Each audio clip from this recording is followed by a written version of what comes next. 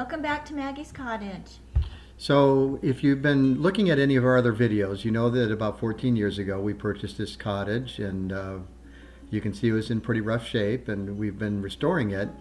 But one of the exciting things that we liked about it when we saw the property was The big trees. I love them. I actually fell in love with them. And here's our favorite one. yeah, it's a Chinese elm, and I think when Laura and I both saw this, we thought we need to do a tree house at this.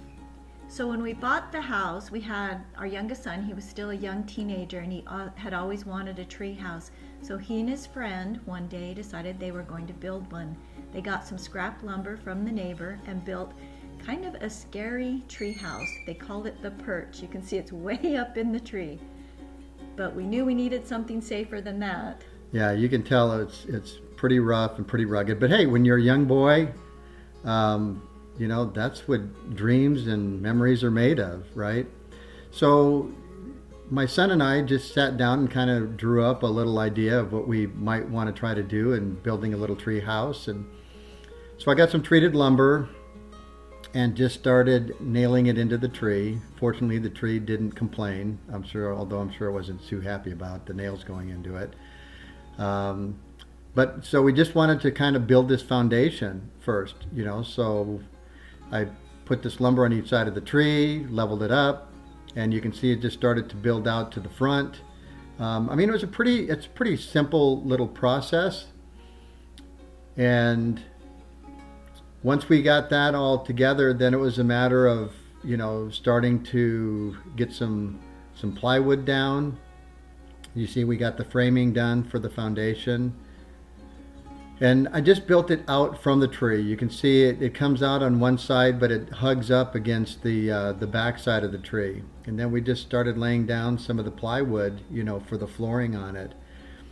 And I got some good wood because I wanted it to last, a good long time. And the process really didn't take a tremendous amount of time. And then it was time for stain. Do you remember what you used to stain it? Some really good, expensive, all-weather stain. There's tons of options available for that.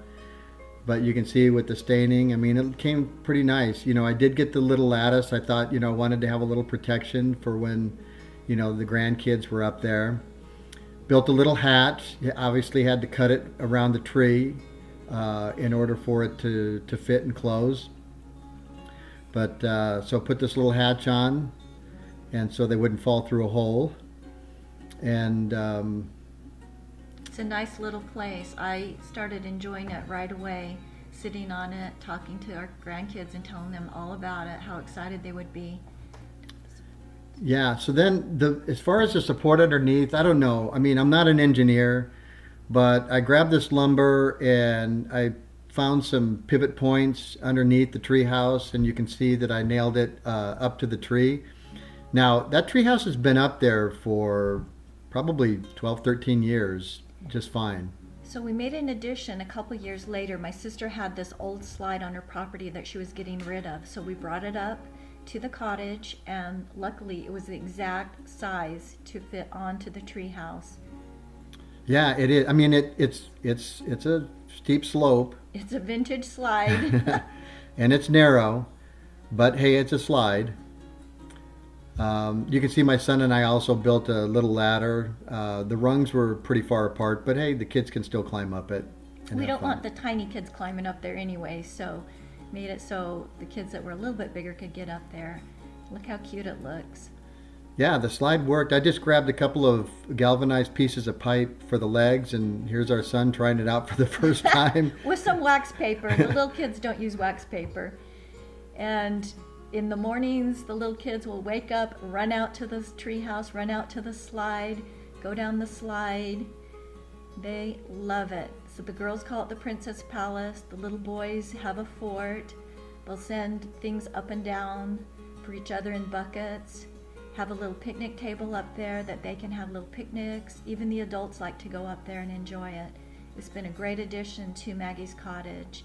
We celebrate underneath the tree. This is for Brian's birthday celebration. We've had talent shows where the kids have done their talents up in the treehouse, and we all sit below it and watch them. We've hung swings to the tree. It's just a really fun thing for our grandkids and our kids. As they're getting bigger, they love it. And it's nice because the tree, the way it's grown out, it's quite a bit of shelter. So there's somewhat hidden up there a little bit. But anyway, yes, it's lasted a good 13 years. It's had a tremendous amount of use from our kids, and then the neighbors' kids like to use it when we're not there. Anyway, hopefully this gives you some ideas. Obviously, each tree is different, and your desire to whatever that treehouse looks like will be different. But hopefully this gives you some ideas.